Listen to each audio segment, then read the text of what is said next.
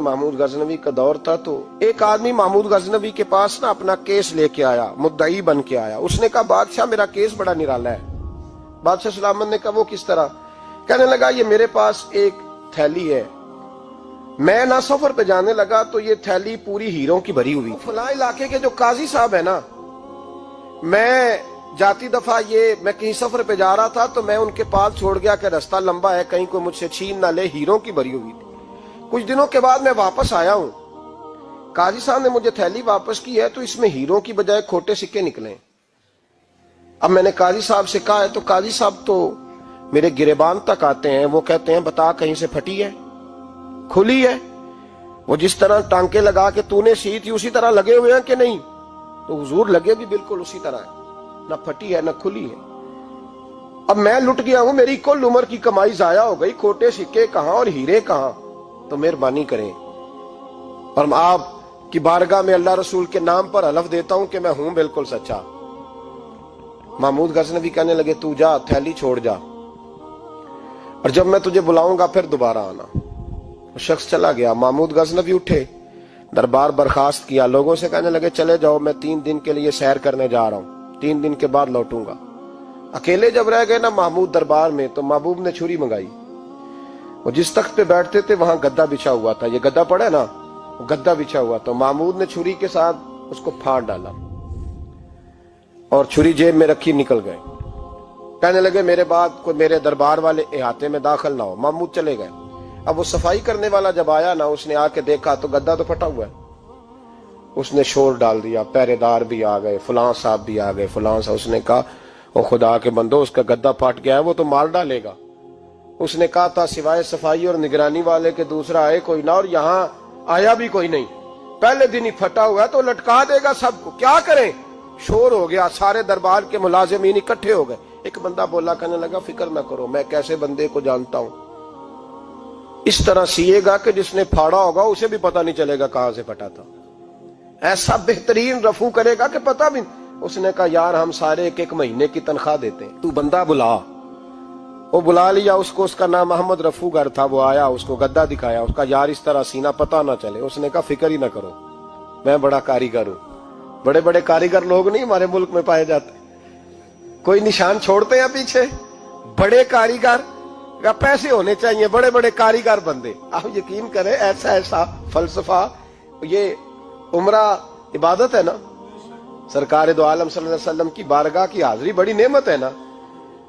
تو سعودی گورنمنٹ نے پابندی لگا دی، خیر ان کی بھی زیادتی ہے، اس طرح کی پابندیاں شریعت اسلامیہ میں جائز نہیں۔ اللہ کے گھر مسلمان جب چاہے جا سکتا ہے، لیکن وہ کہتے ہیں جی 2000 ریال دے جس نے 2 سال بعد بھی آنا ہے۔ انہوں نے پابندی لگائی تو ہمارے ایجنٹوں نے بھی کئی خاص ٹریننگ حاصل کی ہوئی ہے، پتہ نہیں کہاں سے سیکھ کے آئے، انہوں نے بھی رستہ نکال لیا۔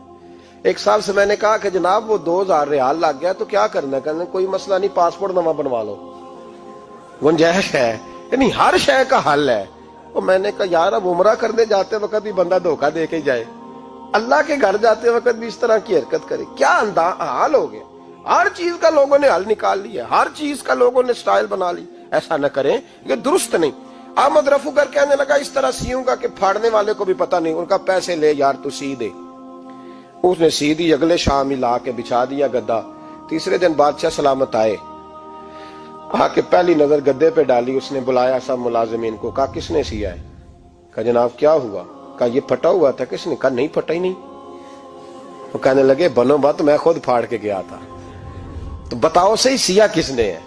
کہا جناب آپ پھاڑ کے گئے تھے تو بتایا کیوں نہیں؟ فرمانے لگے اسی لیے تو بتایا نہیں تھا کہ تم خود تحقیق کر لو، بلاؤ بتاؤ سیا کس نے۔ تو بلا لیا، احمد رفو گر آ گیا۔ اس کو جب بلا کے سامنے بادشاہ کھڑا کیا، کہا بھئی تو نے سیا ہے؟ کہنے لگا حضور آپ کے سارے ملازم کٹھے ہو کے آئے تھے، میری غلطی کوئی نہیں۔ کہا نہیں یار تو بڑا کاریگر ہے، میں نے اپنے ہاتھ سے پھاڑا تھا پر مجھے بھی نہیں پتا چل رہا کہاں سے پھٹا تھا۔ اچھا یہ بتا یہ تھیلی جو ہے یہ بھی تو نے سی تھی؟ اس نے کہا جی آپ کے خادم کا ہی کارنامہ ہے، وہ فلانے علاقے کے قاضی صاحب آئے تھے، اس میں سے ہیرے نکال کے تو کھوٹے سکے بھرے تھے، تو مجھے بھی تھوڑا سا حصہ ملا تھا۔ محمود نے سارے گواہ بھی اکٹھے کر لیے، ثبوت بھی اکٹھے کر لیے۔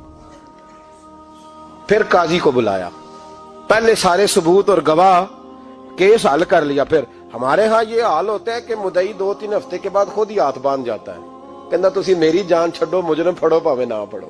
وہ کہتا ہے مجھے معافی دو، میں رہا. ظلم ہے نا، ظلم زیادتی ہے کہ جو بیچارہ اتنے سوال مجرم سے نہیں ہوتے جتنے مدعی سے ہوتے ہیں. آپ یقین کریں اتنے سوالات ہوتے، بیچارہ ہف جاتا ہے. یہ طریقہ درست تو نہیں. ایک لٹ گیا اور دوسرا طرح طرح کے سوالوں کے جواب دیتا پھرے بیچارہ. سارے ثبوت اکٹھے کر کے قاضی صاحب کو بلایا تنہائی میں لے جا کے. محمود غزنوی نے کہا قاضی صاحب آپ سے غلطی ہو گئی، غریب آدمی تھا، وہ لٹ گیا ہے، اس نے تو بڑی مشکل سے کچھ ہیرے جمع کیے تھے اور اس کی کل کائنات تھی، تو آپ اس کا مال اسے دے دیں، بات ختم. قاضی صاحب کہنے لگے آپ مجھ پہ الزام لگا رہے ہیں، سوال ہی نہیں پیدا ہوتا.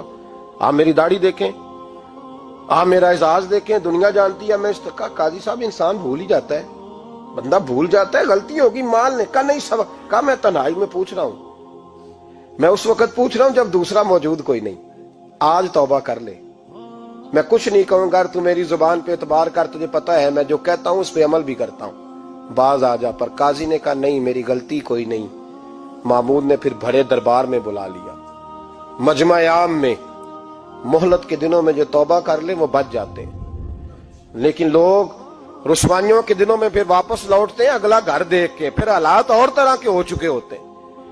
جب بڑے دربار میں قاضی کو بلایا، بھائی تو مانتا ہے کہ نہیں؟ اس نے کہا نہیں. تو کہا بلاؤ احمد رفوگر کو.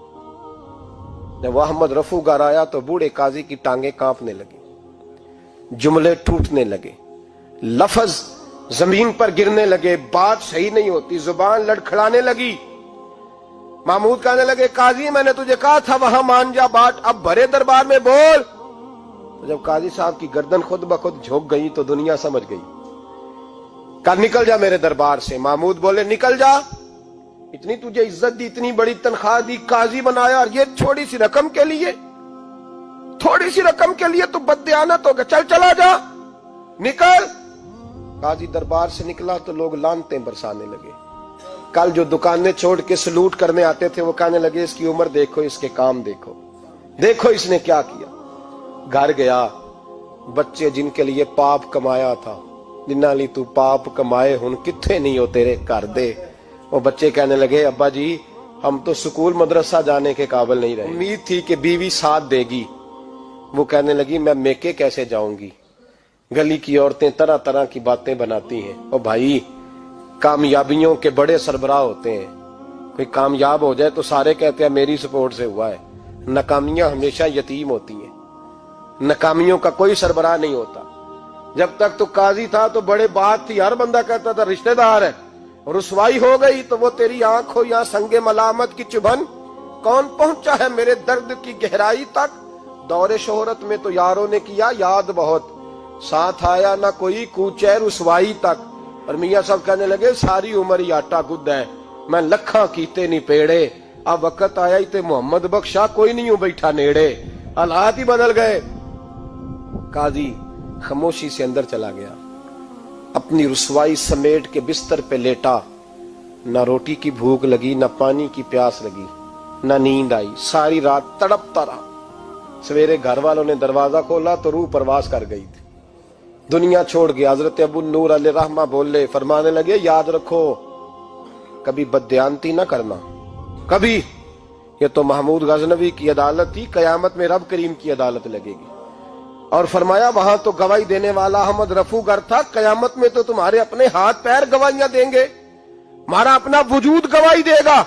اور فرمایا یہاں تو لعنتیں دنیا دار برساتے تھے، وہاں فرشتے ہوں گے. اور قاضی کو تو موت آ گئی تھی، قیامت میں تو دوبارہ موت بھی کوئی نہیں آئے گی، وہاں تو رہنا ہے اور سہنا ہے. بددیانتی معاشرے میں، اتنی بددیانتی